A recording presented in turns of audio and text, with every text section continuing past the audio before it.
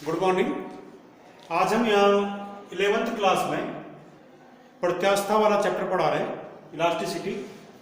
और इसमें हमने पिछली बार प्रत्यास्था किसे कहते हैं इस बारे में पढ़ाया था, प्रत्यास्था की सीमा पढ़ाया था, श्रांतिकाल पढ़ाया था और थोड़ा बहुत जानकारी हमने प्रतिबल और विकृति के बारे में दी थी।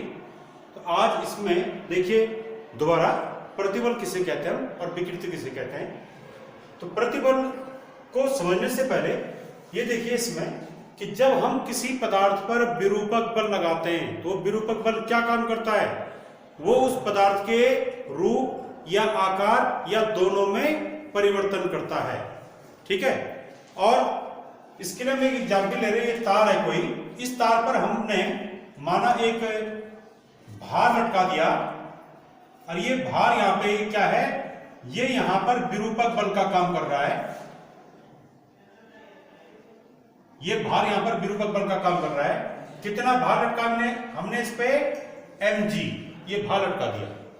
इतना भार लटकाने पे माना इस तार की लंबाई में परिवर्तन हो जाता है। ये इतना खिंच गया तार, ठीक है। अब इस तार के अनुप्रस्थ काट का क्षेत्रफल जो ये है, ये वाला क्षेत्रफल कुछ ना कुछ होगा। माना ये क्षेत्रफल कितना है, a। तो इसमें क्या है कि जब किसी पदार्थ पर विरूपक बल लगाया जाता है तो पदार्थ के अंदर स्वतः ही उस विरूपक बल के विपरीत दिशा में एक विरोधी बल उत्पन्न हो जाता है, जो क्या करता है, विरूपक बल द्वारा होने वाले परिवर्तन का विरोध करता है। अर्थात अगर ये विरूपक बल तार को खींच रहा है, ये तार की लंबाई में वृद्धि कर रहा है, तो इसके अंदर एक ऐसा बल उत्पन्न हो जाएगा जो तार के खींचने का विरोध करेगा। ठीक है। और वो विरोध कैसे होगा, विरूपक बल नीचे क्यों लग रहा है तो वो विरोधी बल कहां क्यों होगा, ऊपर क्यों लगेगा। ठीक है।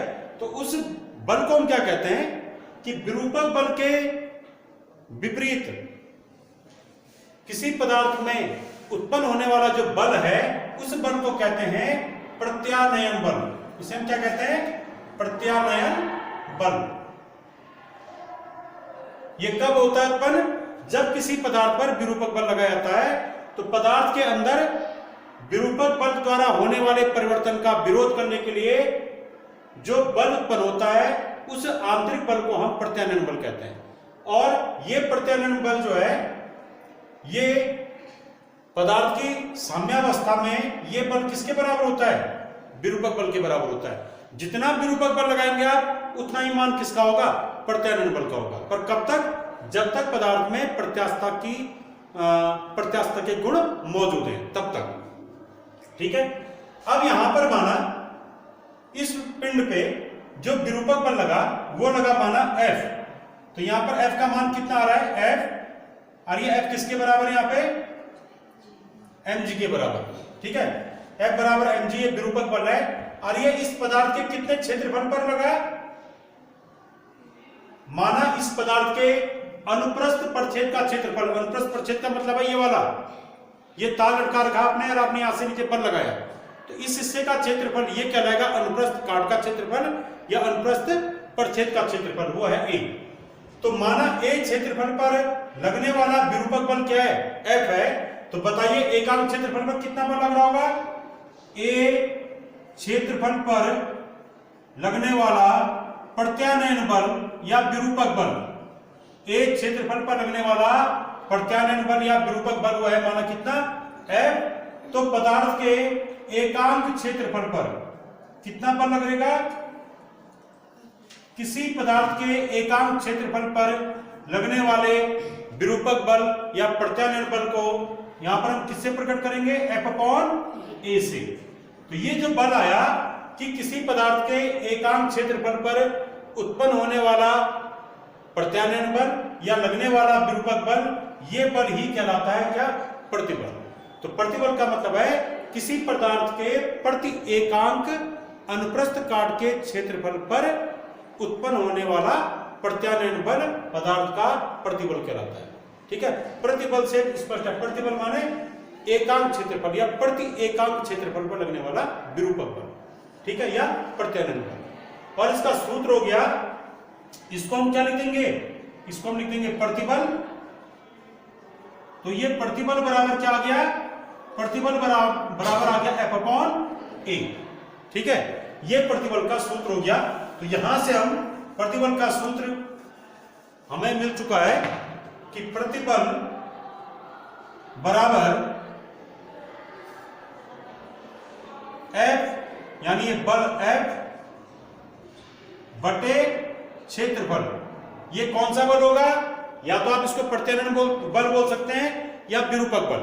ठीक है, प्रत्यास्थता की सीमा के अंदर विरूपक बल बटे अनुप्रस्थ परिच्छेद का क्षेत्रफल A, F बटे। ठीक हो गया। इसका मात्रक क्या होगा, इसका मात्रक होगा बल का मात्रक यानी न्यूटन प्रति मीटर स्क्वायर। इसकी विमा क्या होगी, इसकी विमा होगी क्या, बल की विमा बटे क्षेत्रफल की विमा। तो बल की विमा क्या होती है, ml की पावर ml t की पावर -2, ये बल की विमा हो गई, बटे क्षेत्रफल की विमा क्या होती है, l की पावर 2। इसको सॉल्व कीजिए तो यह आएगा ml की पावर -1 t की पावर -2। तो इसकी विमा क्या हो गई, इसकी विमा हो गई प्रतिबल की विमा ml की पावर -1 t की पावर -2, ये विमा होगी इसकी। ठीक है, अब इसके बाद प्रतिबल कितने प्रकार का होता है, तो प्रतिबल कितने प्रकार का होता है ये इस बात पे निर्भर करेगा कि हम किसी पदार्थ पे जो विरूपक बल लगा रहे हैं वो विरूपक बल किस तरीके से लगाया जा रहा है, कितने प्रकार से लगाया जा रहा है। ठीक है, यानी विरूपक बल किसी पदार्थ में लगाने पर अगर केवल पदार्थ की लंबाई बढ़ रही है या लंबाई घट रही है तो तब उत्पन्न होने वाला प्रतिबल कहलाएगा अनुदैर्घ्य प्रतिबल। 3 टाइप का प्रतिबल होता है। पहला प्रतिबल है अनुदैर्घ्य प्रतिबल, दूसरा प्रतिबल है अभिलंब प्रतिबल, तीसरा प्रतिबल है स्पर्शरेखीय प्रतिबल। ठीक है, तो अनुदैर्घ्य प्रतिबल किसे कहेंगे, प्रतिबल कोई भी हो परिभाषा वही है कि एकांक क्षेत्रफल पर लगने वाला विरूपक बल प्रतिबल कहलाता है, पर 3 टाइप का है। तो ये अनुदैर्घ्य प्रतिबल का मतलब है जब किसी तार को हम किसी सिरे से लटका देते हैं, ये तार लटका दिया, अब इसके एक सिरे पर हम विरूपक बल लगाते हैं, इसको हम खींच रहे हैं, तो इस समय विरूपक बल क्या करेगा, केवल तार की लंबाई में ही क्या करेगा, परिवर्तन करेगा। तो इस समय तार की लंबाई बढ़ रही है, जब विरूपक बल द्वारा केवल तार की लंबाई में परिवर्तन होता है उस समय उत्पन्न होने वाला प्रतिबल क्या कहलाएगा, अनुदैर्घ्य प्रतिबल कहलाएगा। इसका सूत्र क्या होगा, इसके लिए हम ये मानते हैं माना तार की प्रारंभिक लंबाई क्या है L, ये तार पहले L लंबाई का था, इस पर कितना विरूपक बल लगा F, जिसका मान किसके बराबर है, mg के बराबर। माना मैंने यहां पर एक भार लटका दिया नीचे, और ये कितना भार है mg, तो ये mg भार यहां पर क्या करेगा, विरूपक बल का काम करेगा। ठीक है, इतना भार लटकाने पर माने तार खिंच गया, कितना खिंच गया, यहां से लेके यहां तक खिंच गया, ये यहां तक, तो ये तार की नई लंबाई हो गई, तार की नई लंबाई ये हो गई। तो यानी तार की लंबाई में परिवर्तन हुआ, कितना परिवर्तन हुआ, माना तार की लंबाई में जो परिवर्तन है वो है स्मॉल l, ये तार की लंबाई में परिवर्तन है।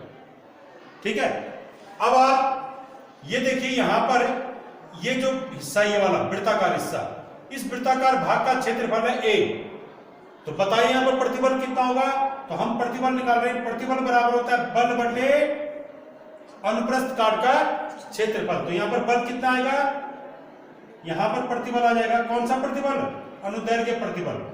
तो अनुदैर्घ्य प्रतिबल बराबर होगा बल के स्थान में क्या लिखेंगे हम, mg बटे क्षेत्रफल a। अगर इस की त्रिज्या, अगर इस वृत्त की त्रिज्या कितनी है, वृत्तीय भाग की त्रिज्या स्मॉल r, तो इस a का मान क्या होगा, पाई r स्क्वायर, क्योंकि वृत्त का क्षेत्रफल क्या होता है, पाई r स्क्वायर। तो यहां पर इस a की वैल्यू क्या है, पाई r स्क्वायर है, क्योंकि वृत्त का क्षेत्रफल है। ठीक है, अब ये तो आ गया आपके अनुदैर्घ्य प्रतिबल का सूत्र। अब दूसरा है अविलंब प्रतिबल। अगर किसी पदार्थ पर विरूपक बल लगाने पर आयतन में परिवर्तन होता है तो उस समय उत्पन्न प्रतिबल अविलंब प्रतिबल कहलाता है। तो देखिए इसमें ये इसका उदाहरण क्या है कि ये एक चैम्बर है इसमें हमने क्या लगा रखा है, पिस्टन लगा रखा है, यहाँ एक गैस है, ठीक है, ये पिस्टन है, पिस्टन से गैस को हमने दबा रखा है।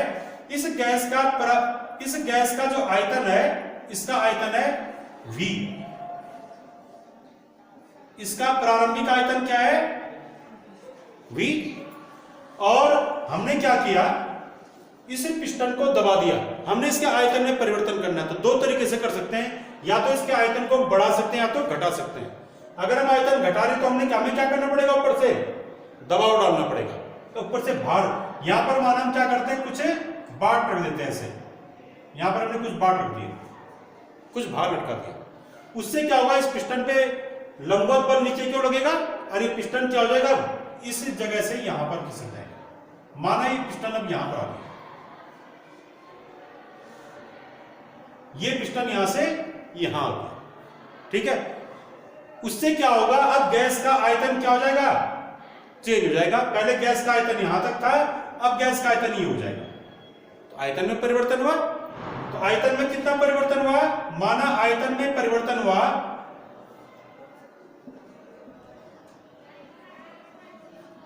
Delta V। सपोज पहले का आयतन V1, बाद का आयतन क्या हो गया V2, तो आयतन में चेंज क्या होगा, V1 माइनस V2। सपोज पहले का आयतन था आपका V1, बाद ये जब गैस यहां तक थी, अब गैस यहां तक आ गई, तो ये इस वाले गैस का आयतन कितना माना V2, तो आयतन में चेंज कितना हुआ, पहले का आयतन ऋण, बाद का आयतन, तो V1 माइनस V2। उसी V1 माइनस V2 को हमने क्या लिख दिया, डेल्टा V लिख दिया। V1 को हम यहां V लिख रहे हैं, प्रारंभिक आयतन। तो हम निकाल रहे हैं यहां पर अभिलंब प्रतिबल। तो अभिलंब प्रतिबल का मान कितना होगा, अभिलंब प्रतिबल बराबर होता है, प्रतिबल का सूत्र क्या है, बल बटे कौन सा बल, विरूपक बल बटे क्षेत्रफल। तो यहां पर जो बल है यह आएगा F बटे क्षेत्रफल A, पर यहां पर बल कौन सा आ रहा है, जो लंबवत लग रहा है, अभिलंबवत बल। तो ये कौन सा विरूपक बल होगा, अभिलंबवत विरूपक बल। तो विरूपक बल भी क्या एक प्रकार का बल है, तो ये क्या आ जाएगा, ये इसको हम कह सकते हैं अभिलंबवत बल बटे क्षेत्रफल। तो बताइए अभिलंबवत बल बटे क्षेत्रफल किसका सूत्र है, ये किसका सूत्र है, दाब का। तो यहां पर जो प्रतिबल का मान आएगा, किस प्रतिबल का मान, अभिलंब प्रतिबल का मान, वो किसके बराबर होगा, दाब के बराबर। क्योंकि यहां पर जो विरूपक बल लग रहा है वो लंबवत लग रहा है नीचे की ओर, अर्थात अभिलंबवत लग रहा है। तो लंबवत जो बल लग रहा है उसको हम यहां पर लिखेंगे अभिलंबवत विरूपक बल या अभिलंबवत बल बटे क्षेत्रफल। और अभिलंबवत बल बटे क्षेत्रफल किसके बराबर होता है, दाब के बराबर, दाब का सूत्र है, ठीक है। तो हम ये कह सकते हैं कि अभिलंब प्रतिबल किसके बराबर होता है, हमेशा दाब के बराबर। यानी यहां पर इस पिस्टन पे जितना भी दाब आप डालेंगे वही दाब क्या होगा, प्रतिबल होगा, ठीक है। कौन सा प्रतिबल, अभिलंब प्रतिबल। तो अभिलंब प्रतिबल में हमेशा इसका मान किसके बराबर होगा, दाब के बराबर। विमा उसकी वही होगी ml की पावर -1 t की पावर -2, मात्रक उसका वही होगा न्यूटन प्रति मीटर स्क्वायर।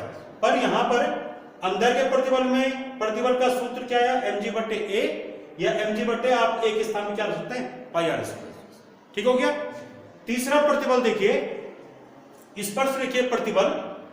इसमें क्या होगा, यदि किसी पिंड का जो निचला पृष्ठ है, ये वाला पृष्ठ, ये हमने दृढ़ कर रखा है, ये सपोज हमने क्या कर रखा है, दृढ़ कर रखा है। दृढ़ मतलब ये इधर उधर नहीं खिसक सकता। अब हमने क्या किया, इसके ठीक इस दृढ़ पृष्ठ के ठीक विपरीत पृष्ठ, जैसे कि माना मैं ये कह सकता हूं, ये है, मैंने ये मेज में रखा है माना, और ये नीचे वाला सिरा क्या, ये नीचे वाला पृष्ठ क्या कर दिया, वाला पृष्ठ दृढ़ कर दिया, मेज से नीचे की ओर से हमने इस पे कील ठोक दी इस पे, तो ये वाला दृढ़ हो गया। अब ऊपर के सिरे पे हम क्या कर रहे हैं, ऐसे बल लगा रहे हैं, ऐसे में बल लगा रहे हैं, तो ये बल क्या होगा, स्पर्श रेखीय बल होगा। ये इस पृष्ठ के क्या लग रहा है, स्पर्श रेखीय लग रहा है। तो यदि किसी पृष्ठ पर विरूपक बल स्पर्श रेखीय दिशा में लगता है, यानी पृष्ठ के समांतर लगता है, तो उस समय वहां पर जो प्रतिबल उत्पन्न होगा वो प्रतिबल कहलाएगा स्पर्श रेखीय प्रतिबल, ठीक है। तो यहां पर हमने वही किया है, ये एक पिंड है, इसका निचला पृष्ठ क्या किया हुआ है, ये पृष्ठ दृढ़ किया हुआ है, और इसके ठीक विपरीत सिरे यहां पर हम क्या कर रहे हैं, एक विरूपक बल ये लगा रहे हैं स्पर्श रेखीय दिशा में, ये विरूपक बल लग गया। तो उससे क्या होगा, जो ये ऊपर का पृष्ठ होगा ये थोड़ा ये यहां पर से थोड़ा इधर की ओर खिसक जाएगा। तो बाद की स्थिति क्या होगी, ये बल इसको जब बल ऐसा लगेगा तो ये वाला पृष्ठ थोड़ा आगे नहीं आएगा ऐसे, तो उससे क्या होगा, ये वाला बिंदु यहां पहुंच जाएगा, ये वाला बिंदु यहां पहुंच जाएगा, ये वाला बिंदु यहां पहुंच जाएगा। सपोज ये ए बी सी डी है, तो ए वाला ए डैश पे पहुंच जाएगा, बी वाला बी डैश पे पहुंच जाएगा, सी वाला सी डैश पे पहुंच जाएगा, ऐसे डी वाला कहां पहुंच जाएगा, डी डैश पे। ठीक है, और तब जो ये ए बी सी डी, ये माना ई पी या इसको ले लो एम टी एन ले लो माना इसको, तो जो ये ईडी वाला पोर्शन है, विरूपक बल लगने पे ये ईडी वाली रेखा कहां पहुंच जाएगी, ये पहुंच जाएगी ईडी डैश पे। जो ये एन ए वाली रेखा ये कहां पहुंच जाएगी, एन ए डैश पे। और ऐसे जो ये टी बी वाली रेखा है ये कहां पहुंच जाएगी, टी बी डैश पे, क्योंकि ऐसे में लगेगा ना बल। ठीक है, ये सोचिए अगर इस पे ऐसे में बल लगा रहे हैं तो ये वाला पन्ना थोड़ा आगे खिसक जाएगा, तो ये जो रेखा, ये रेखा सीधी नहीं रहेगी बल्कि थोड़ा ऐसी हो जाएगी, ये रेखा थोड़ा ऐसी हो जाएगी। ठीक है, इस प्रकार की स्थिति आ जाएगी। और तब यहां पर एक चित्र क्या बन जाएगा, जब ये वस्तु विरूपित हो जाएगी, विकृत हो जाएगी, तब ये चित्र इस प्रकार का बन जाएगा, ये वाला, ये डी डैश आ जाएगा, ये एन ए वाली जो रेखा, ये विरूपक बल लगने के बाद स्थिति हो जाएगी एन ए डैश, ये रेखा ऐसी हो जाएगी। माने ये रेखा थोड़ा ऐसे खिसक जाएगी, ये रेखा थोड़ा ऐसे खिसक जाएगी, ये रेखा थोड़ा ऐसे खिसक जाएगी। ठीक है, ध्यान रहे अगर ये वाला बिंदु 2 सेंटीमीटर आगे खिसक गया तो ये वाला बिंदु भी 2 सेंटीमीटर आगे खिसकेगा, ये वाला बिंदु भी 2 सेंटीमीटर आगे खिसकेगा, ये भी 2 सेंटीमीटर आगे खिसकेगा। इसके चारों कोनों में जो विस्थापन होगा वो चारों कोने एक समान रूप से विस्थापित होंगे। ठीक है, और ये वाला बिंदु, ये जो एम सी है, ये एम सी कहां पहुंच जाएगा, एम सी डैश, ये रेखा तब ऐसे आ जाएगी। अब तब ऐसे ही जैसे डी ए है तो अब ये क्या बन जाएगा, डी ए डैश में, ये डी ए के पे क्या हो जाएगा, डी डैश ए डैश, ऐसी स्थिति आ जाएगी। ये बी सी था तो बी सी के पे क्या होगा, बी डैश सी डैश, ऐसे। तो ये डैश डैश वाला जो एक नया पिंड बन रहा है, ये इस प्रकार का हमको विकृत पिंड मिलेगा। ठीक है, और तब वहां पर हम प्रतिबल की परिभाषा क्या देंगे कि इस पे लगने वाला स्पर्शरेखीय बल, जो इस पे स्पर्शरेखीय बल लग रहा था, बटे ये बल किस क्षेत्रफल पे लगा, इस पे, इसी पे लगा ये बल, तो इस पृष्ठ का जो क्षेत्रफल होगा, माना इस पृष्ठ का क्षेत्रफल क्या है, कैपिटल ए या स्मॉल ए, आप जो भी कहिए इसको, माना इसका क्षेत्रफल आपने क्या ले लिया, एस ले लिया, तो आप इसका क्षेत्रफल एस मान ले तो आप एस भी कह सकते हैं। ठीक है, क्योंकि आपने ए यहां पर पहले से ले रखा है। ठीक हो गया, तो इस प्रकार से हमारे पास 3 प्रकार के प्रतिबल आ गए, अनुदैर्घ्य प्रतिबल, अविलंब प्रतिबल और स्पर्शरेखीय प्रतिबल। ठीक है, और स्पर्शरेखीय प्रतिबल में यहां ये ध्यान रखना कि माना जैसे ये वाली पहले वाली भुजा ये थी, बाद वाली भुजा ये हो गई, विकृत होने पे इनके बीच का कोण कितना हो गया, थीटा। तो ये दिखाना ये भुजा कितने कोण से विकृत हो गई, जब स्पर्शरेखीय बल लगा, थीटा कोण से।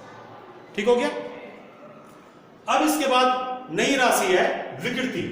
तो विकृति को देखिए,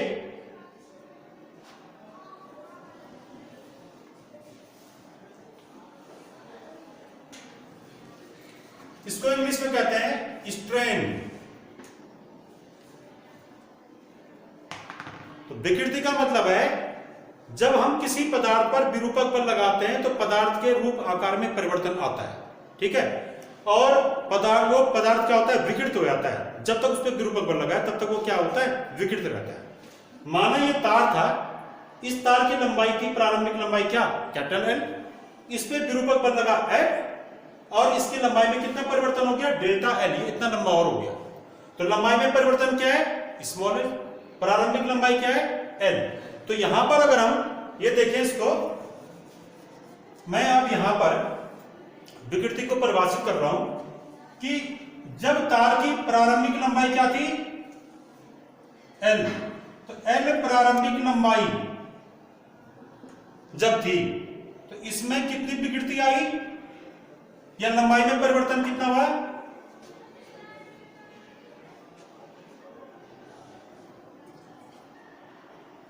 प्रारंभिक लंबाई एल में लंबाई में परिवर्तन, लंबाई में कितने का परिवर्तन हुआ? स्मॉल एल का। और अगर ये लंबाई, प्रारंभिक लंबाई 1 मीटर होती, 1 मीटर मतलब एकांक, अगर ये कितनी लंबाई होती? एकांक लंबाई होती, तब कितना परिवर्तन होता? यदि तार की लंबाई एकांक है तो तब विरूपक बल लगने पर इसकी लंबाई में परिवर्तन, प्रारंभिक लंबाई एकांक होने पर लंबाई में परिवर्तन, लंबाई में परिवर्तन कितना परिवर्तन होगा? स्मॉल एल बटे कैपिटल एल। ठीक है, यहां पर इसको थोड़ा ये मिटा दीजिए।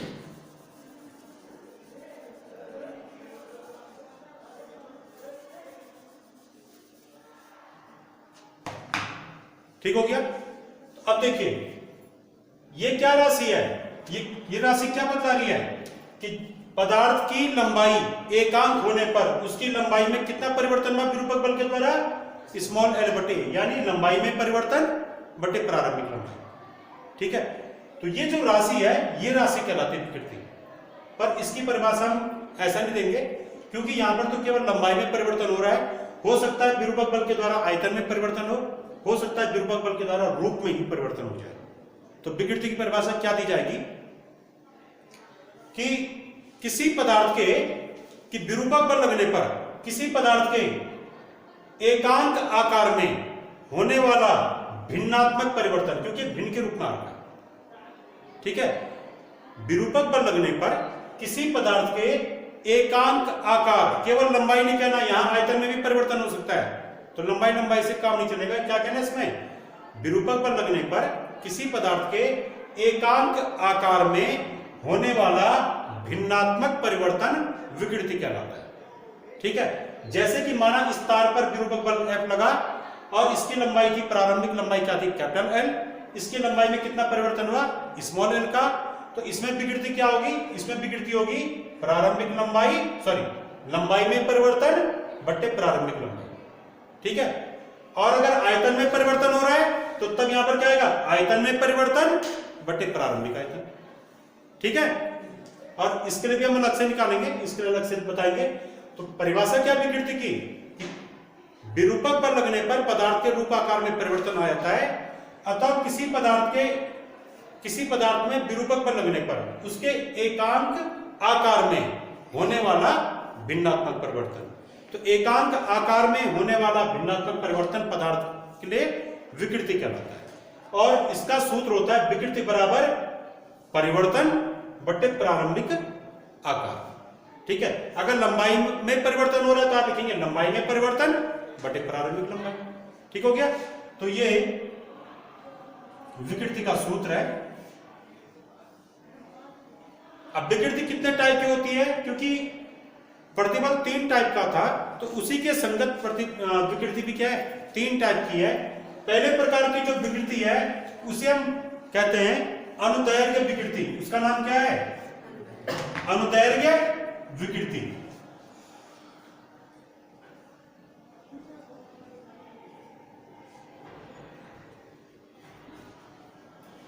यह विकृति तब पैदा होती है जब किसी पदार्थ पर विरूपक बल लगने पर केवल उसकी लंबाई में ही क्या होता है? परिवर्तन होता है, या केवल चौड़ाई में परिवर्तन होता है, या केवल ऊंचाई में परिवर्तन होता है, यानी एक दिशीय परिवर्तन होता है। तो यदि किसी तार पर विरूपक बल लगने पर उसकी लंबाई में परिवर्तन हो रहा है तो उस समय उत्पन्न विकृति क्या कहलाएगी? अनुदैर्घ्य विकृति कहलाएगी। इसका सूत्र होगा ये वाला कि अनुदैर्घ्य विकृति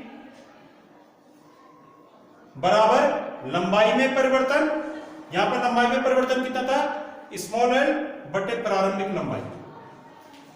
ठीक है, तो किसी तार की लंबाई में परिवर्तन और प्रारंभिक लंबाई का जो अनुपात है वो क्या कहलाता है? अनुदैर्घ्य विकृति कहलाता है। या इसको हम ये कह सकते हैं कि किसी तार के एकांक लंबाई में होने वाला भिन्नात्मक परिवर्तन। ये जो लाइन है ये किसकी परिभाषा वैसे? अनुदैर्घ्य विकृति की, कि किसी तार की एकांक लंबाई में होने वाले भिन्नात्मक परिवर्तन को अनुदैर्घ्य विकृति कहते हैं। और इसका कोई मात्रक नहीं होगा क्योंकि ऊपर भी लंबाई है अंश में, हर में भी क्या है? लंबाई है। तो अगर ऊपर लंबाई का मात्रक मीटर लेते हैं, हर में भी मीटर लेते हैं, मीटर से मीटर कैंसिल। तो ये विकृति कैसी राशि है? मात्रकहीन राशि है, मात्रकहीन राशि है, और ये साथ ही साथ विमाहीन राशि भी है, क्योंकि अगर हम इसकी विमा निकालेंगे विकृति की, तो विकृति की विमा बराबर लंबाई की विमा बटे लंबाई की विमा, तो कट जाएगा वो। ये मात्रकहीन के साथ साथ ये क्या है? विमाहीन राशि भी है। ठीक हो गया। अब दूसरे प्रकार की जो विकृति है, तो दूसरे प्रकार की विकृति क्या है? हमने देखा अंदर के विकृति का सूत्र क्या है? स्मॉल एल बटे कैपिटल एल। ठीक हो गया। अब ऐसी दूसरी जो विकृति है, ये तब उत्पन्न होती है जब किसी पदार्थ पर विरूपक बल लगने पर उसके आयतन में परिवर्तन होता है। जैसे यहां पर गैस थी, गैस का हमने पिस्टन को दबा दिया तो निश्चित ही इसके आयतन में परिवर्तन कर दिया, तो उस समय आयतन में विकृति पैदा हो गई, और इस समय उत्पन्न होने वाली विकृति कहलाएगी आयतन विकृति। आयतनात्मक विकृति कह दीजिए या आयतन विकृति कह दीजिए, एक ही बात है। आयतनात्मक विकृति या आयतन विकृति। और इसका सूत्र क्या होगा? सूत्र हर जगह वही होगा।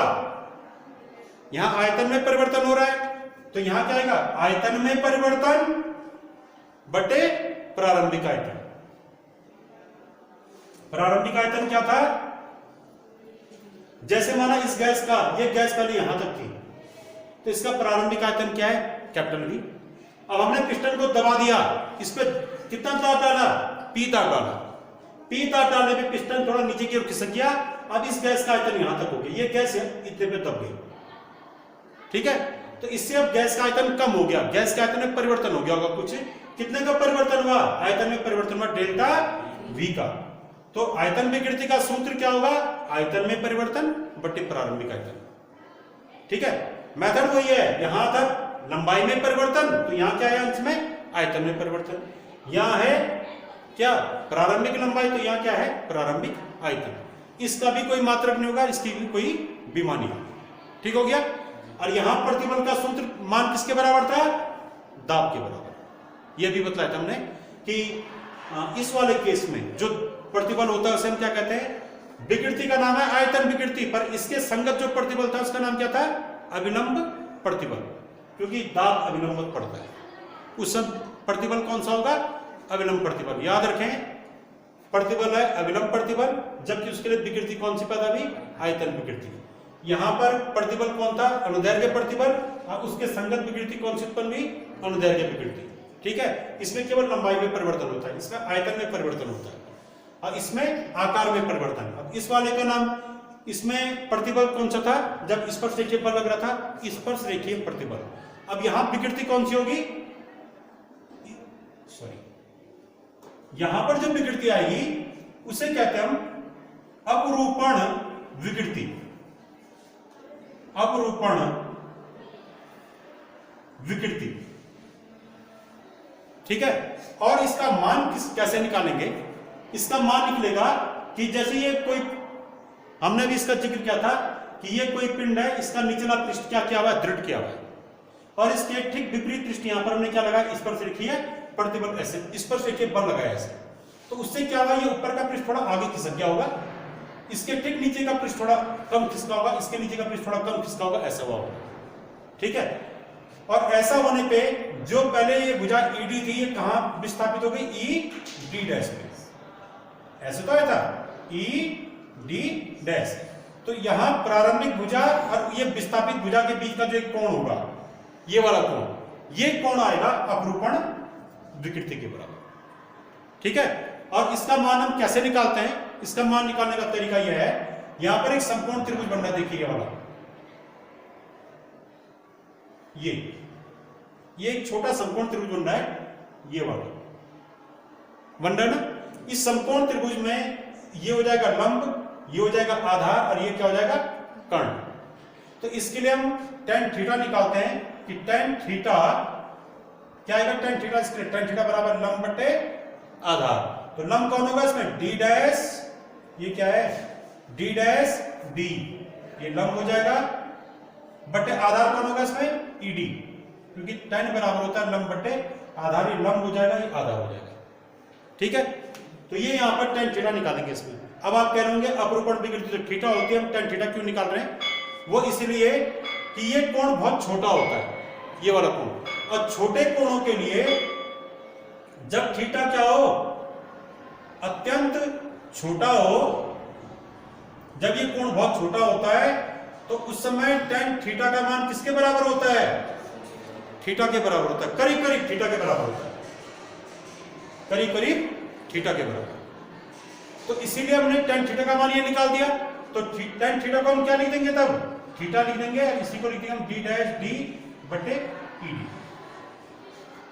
तो इस प्रकार से अपरूपण विकृति का सूत्र कैसे निकलेगा? वो इस थीटा को ज्ञात करके निकलेगा। तो थीटा मतलब ये वाला, थीटा बराबर d डैश d मतलब ये d प्रारंभिक स्थिति है, d इसकी इस बिंदु की, और ये स्पर्शरेखा पर लगने भी बिंदु यहां से यहां चले गया, तो ये dd डैश हो गया बटे ये d, तो लंब बटे आधार, यही क्या होगा? विकृति का यहाँ पे मान होगा, और ये विकृति कहलाएगी अपरूपण विकृति।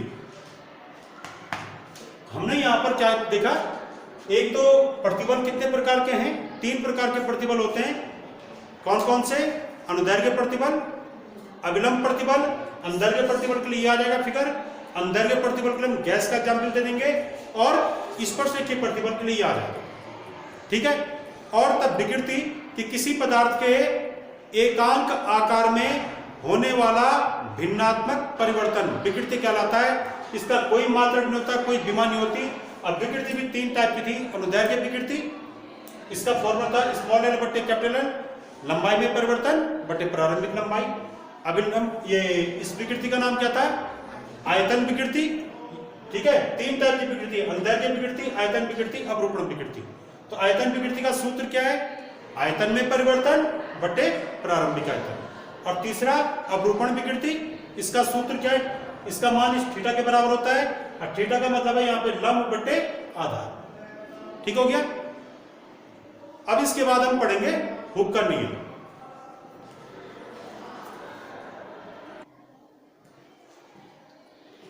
तो इसके बाद अब हम यहां पर देख रहे हैं हुक का नियम।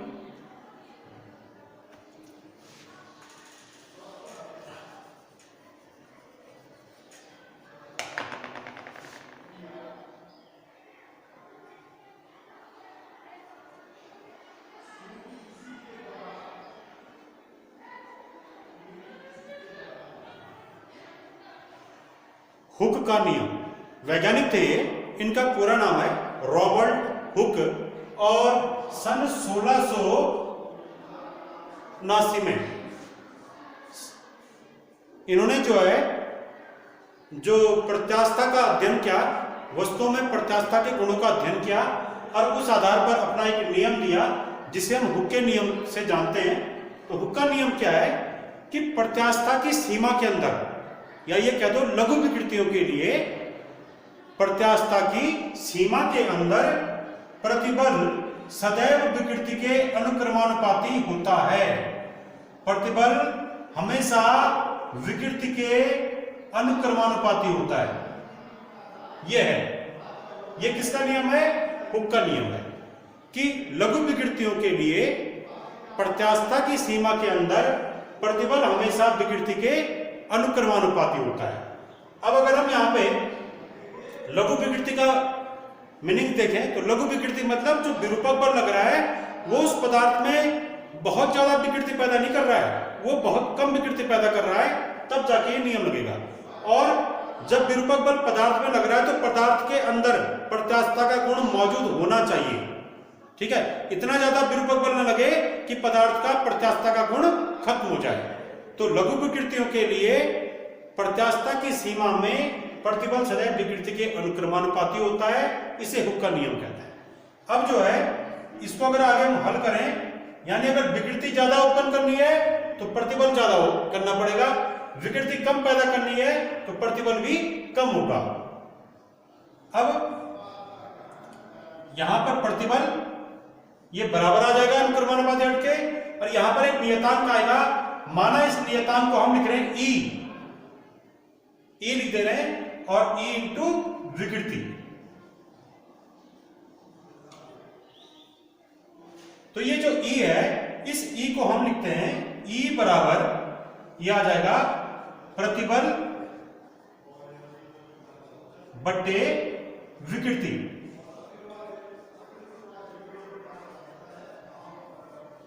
तो ये E क्या है? ये एक नियतांक है यहां पे, और इस नियतांक का नाम है, इसका नाम प्रत्यास्थता गुणांक। इसका नाम क्या है? प्रत्यास्थता गुणांक। तो अब हमारे पास एक यहां पर सूत्र आ गया,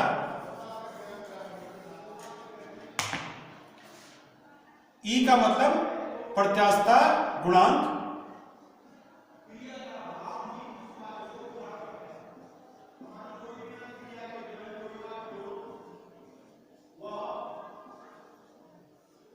और E से दर्शाते हैं इसको, E बराबर प्रतिबल बटे विकृति। प्रतिबल बटे विकृति।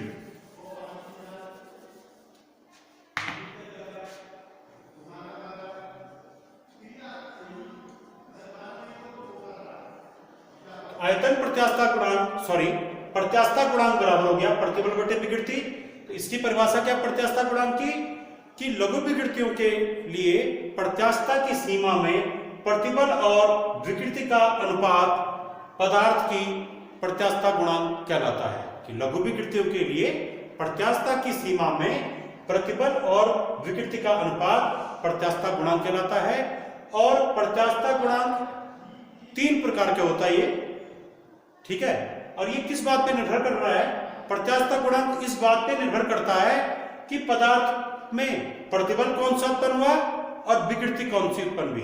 तो प्रतिबल और विकृति के टाइप्स के अनुसार प्रत्यास्थता गुणांक भी 3 प्रकार के होते हैं। और ये प्रत्यास्थता गुणांक निर्भर किस पर करता है? ये प्रतिबल और विकृति के प्रकार पर निर्भर करता है कि किस प्रकार के प्रतिबल और विकृति पदार्थ में उत्पन्न हो रही है। तो प्रत्यास्थता गुणांक 3 प्रकार के होते हैं। पहला वाला प्रत्यास्थता गुणांक है यंग प्रत्यास्थता गुणांक। 3 टाइप के प्रत्यास्थता गुणांक है, यंग प्रत्यास्थता गुणांक, आयतनात्मक प्रत्यास्थता गुणांक और दृढ़ता गुणांक। दूसरा कौन सा है?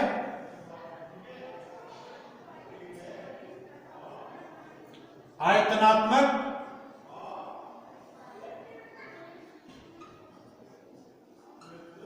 प्रत्यास्थता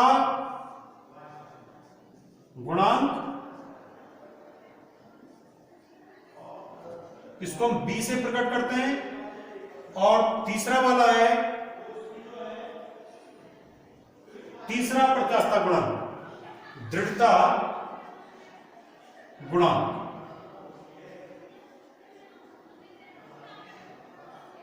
इसको हम ईटा से प्रकट करते हैं। तो देखिए 1 by 1 यंग प्रत्यास्थता गुणांक। तो यंग प्रत्यास्थता गुणांक किसे कहेंगे? कि जब किसी तार पर विरूपक बल लगाने पर उसकी केवल लंबाई में परिवर्तन होता है, तो उस समय अनुदैर्घ्य प्रतिबल एवं अनुदैर्घ्य विकृति, अनुदैर्घ्य प्रतिबल और अनुदैर्घ्य विकृति का अनुपात पदार्थ के लिए यंग प्रत्यास्थता गुणांक कहलाता है। तो यानी यंग प्रत्यास्थता गुणांक कब होगा? जब पदार्थ में विरूपक बल के द्वारा केवल उसकी लंबाई में ही परिवर्तन होगा। जैसे किसी तार पर विरूपक बल लगाया और तार फिस गया, या स्प्रिंग है, स्प्रिंग को दबाया तो स्प्रिंग की लंबाई कम हो गई, तो उस समय जो यंग प्रत्यास्थता गुणांक आएगा वो यंग प्रत्यास्थता गुणांक आएगा। और इसकी परिभाषा है कि अनुदैर्घ्य प्रतिबल और अनुदैर्घ्य विकृति का अनुपात यंग प्रत्यास्थता गुणांक कहलाता है।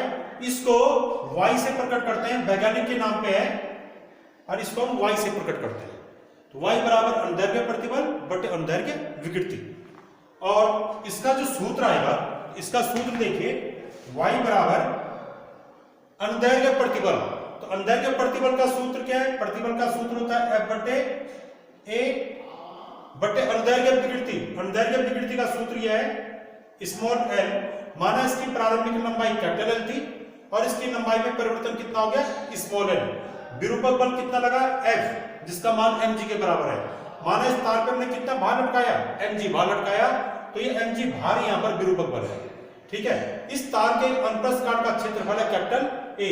तो यंग प्रत्यास्थता गुणांक y बराबर हो जाएगा अनुदैर्घ्य प्रतिबल यानी F बटे ए बटे अनुदैर्घ्य विकृति। तो अनुदैर्घ्य विकृति का सूत्र क्या आएगा, लंबाई में परिवर्तन स्मॉल l बटे प्रारंभिक लंबाई कैपिटल L। इसको हम लिख देंगे F इंटू कैपिटल L बटे ये क्षेत्रफल इंटू लंबाई में परिवर्तन। ये इस प्रकार से आ जाएगा। F बराबर y बराबर क्या आ गया, F इंटू कैपिटल L बटे A इंटू L, जहां F क्या है विरूपक बल, कैपिटल L क्या है प्रारंभिक लंबाई, A क्या है अनुप्रस्थ काट का क्षेत्रफल और स्मॉल l क्या है लंबाई में परिवर्तन, ये वाला। ठीक है। अब इसके मान रखिए F बराबर y बराबर आ जाएगा F का मान होता है, यहां पर F का मान रखा हमने m g, ये F का मान हो गया इंटू कैपिटल L बटे A का मान क्या है, माना इसकी त्रिज्या है स्मॉल r, इस वृत्त की त्रिज्या कितनी है, यहां से लेके यहां तक स्मॉल r, तो इस वृत्त का क्षेत्रफल होगा पाई r स्क्वायर, तो यही A का मान हो जाएगा। तो A के स्थान पर लिख देंगे हम पाई r square into small l। तो ये हमारे पास यंग प्रत्यास्थता गुणांक का सूत्र आ गया। तो यंग प्रत्यास्थता गुणांक का एक सूत्र ये आ गया, एक सूत्र अभी हमने लिखा था कि F इंटू कैपिटल L बटे A into small l। F मतलब ये mg के स्थान पे F लिखा होगा और पाई r स्क्वायर के स्थान पर हमने A लिखा होगा, ये L ये वाला आ गया, स्मॉल l ये वाला आ गया। तो ये दोनों सूत्र जो हैं ये यंग प्रत्यास्थता गुणांक के सूत्र हैं। इसके बाद आयतनात्मक प्रत्यास्थता गुणांक, इसको कैपिटल B से प्रकट करते हैं, बल्क मॉडुलस कहते हैं इसको, और इसका सूत्र होगा वही आयतनात्मक प्रत्यास्थता गुणांक का सूत्र क्या होगा, प्रतिबल बटे विकृति। पर प्रतिबल कौन सा आएगा, अभिलंब प्रतिबल। कि जैसे इसमें जैकेट में गैस भरी है, इसमें एक पिस्टन लगा है, इस गैस का प्रारंभिक आयतन था V। अब इस पिस्टन को दाब P डाला, इस पे दाब P डालकर पिस्टन को नीचे की ओर खिसकाया, तो इस गैस का आयतन अब कुछ कम हो गया। तो आयतन में परिवर्तन कितना आ गया, डेल्टा V का, और दाब कितना डाला, कैपिटल P, ये दाब है। तो जो यहाँ पर ये दाब है यही यहाँ पर अभिलंब प्रतिबल का काम करेगा, क्योंकि यहाँ पर अभिलंब प्रतिबल किसके बराबर होता है, दाब के बराबर। तो जब आयतन में परिवर्तन होता है तो उस समय जो प्रतिबल होता है उसे कहते हैं अभिलंब प्रतिबल, और अभिलंब प्रतिबल का मान डेल्टा ये कैपिटल P के बराबर होता है। तो हम यहां पर देख रहे हैं आयतन प्रत्यास्थता गुणांक बराबर होगा अभिलंब प्रतिबल बटे आयतन विकृति, आयतन विकृति। तो आयतन प्रत्यास्थता गुणांक किसे कहते हैं कि अभिलंब प्रतिबल और आयतन विकृति का अनुपात आयतन प्रत्यास्थता गुणांक कहलाता है। अभिलंब प्रतिबल और आयतन विकृति का अनुपात आयतन प्रत्यास्थता गुणांक कहलाता है, और इसका मान हो जाएगा कैपिटल B बराबर अभिलंब प्रतिबल को हमने किससे प्रकट किया, यहाँ पे दाब से, दाब बटे आयतन विकृति। आयतन विकृति का सूत्र क्या होगा, आयतन में परिवर्तन बटे प्रारंभिक आयतन। तो आयतन में परिवर्तन कितना है, डेल्टा V बटे प्रारंभिक आयतन कैपिटल V। तो ये आ गया हमारा आयतन प्रत्यास्थता गुणांक। और दृढ़ता गुणांक, तो दृढ़ता गुणांक किसे कहेंगे कि स्पर्श रेखीय प्रतिबल, स्पर्श रेखीय प्रतिबल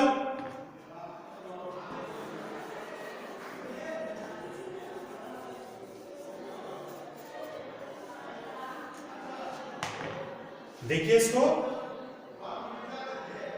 दृढ़ता गुणांक,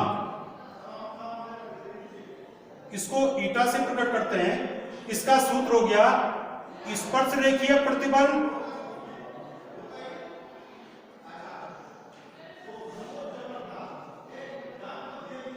बटे अपरूपण विकृति, अपरूपण विकृति। तो ये जो है दृढ़ता गुणांक ईटा बराबर, ये आ गया फॉर्मूला, इसकी परिभाषा दृढ़ता गुणांक की कि किसी स्पर्श रेखीय प्रतिबल, किसी पदार्थ पर अगर कोई विरूपक बल किसी पृष्ठ के स्पर्श रेखीय लग रहा है तो उस समय स्पर्श रेखीय प्रतिबल और अपरूपण विकृति का अनुपात दृढ़ता गुणांक कहलाता है। स्पर्श रेखीय प्रतिबल और अपरूपण विकृति का अनुपात दृढ़ता गुणांक कहलाता है। और इसका यहाँ पर सूत्र अगर आगे देखें, यहाँ पर स्पर्श रेखीय प्रतिबल कितना लग रहा है,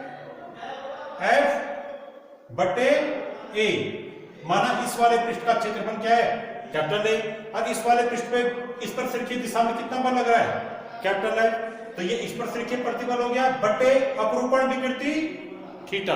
तो ये इसका सूत्र आ गया। चाहो तो आप इसको ऐसा भी लिख सकते हैं, ये ए हर में आ जाएगा F/A इंटू थीटा, ये दृढ़ता गुणांक का सूत्र हो गया। अब यहां पर यंग प्रत्यास्थता गुणांक या दृढ़ता गुणांक या आयतन प्रत्यास्थता गुणांक, इसका मात्रक क्या है, तो मात्रक इसका जो है वही होता है जो प्रतिबल का मात्रक होता है। तो देखिए मात्रक,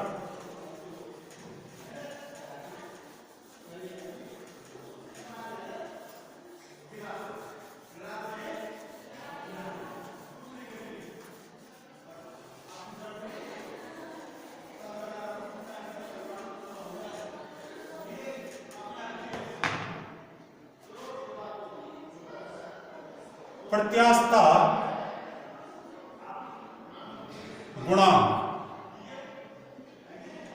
प्रत्यास्थता गुणांक E बराबर हमने लिखा था प्रतिबल बटे विकृति, कि प्रतिबल और विकृति का अनुपात ही क्या कहलाता है, प्रत्यास्थता गुणांक कहलाता है। कब, जब पदार्थ प्रत्यास्थता की सीमा में हो। अब जो है इसका मात्रक क्या होगा, तो प्रत्यास्थता गुणांक का मात्रक, तो प्रत्यास्थता गुणांक का मात्रक वही होता है जो प्रतिबल का मात्रक बटे विकृति का मात्रक। तो विकृति का कोई मात्रक नहीं है। अब प्रतिबल का मात्रक हम जानते हैं क्या होता है, प्रतिबल का मात्रक मतलब F/A का मात्रक, ये है प्रतिबल, यही सूत्र है। तो F मतलब बल, A मतलब क्षेत्रफल, तो बल का मात्रक हो गया न्यूटन